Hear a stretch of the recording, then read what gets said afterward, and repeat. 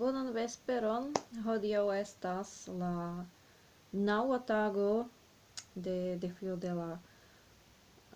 de 30 tagoj en Esperanto. Kaj kiu estas via plej ŝatata YouTuba kanalo en Esperanto?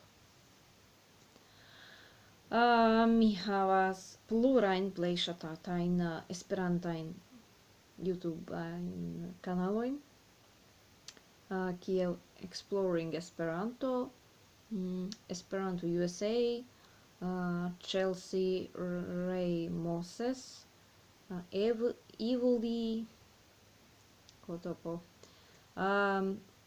Exploring Esperanto estas en Esperanto kaj en la angla,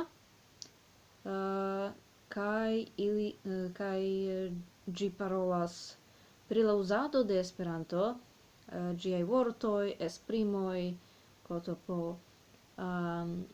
Chelsea estas esperantisto kaj ŝi lernas aliajn lingvojn, kaj Esperanto USA estas en Esperanto kaj en la angla.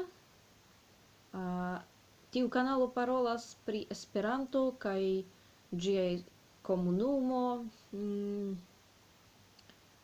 Ĝi kreis konkurson Usona Bona Filmfestivalo en Esperanto. Mi volis partopreni, sed mi rezignis pro teknikaj problemoj.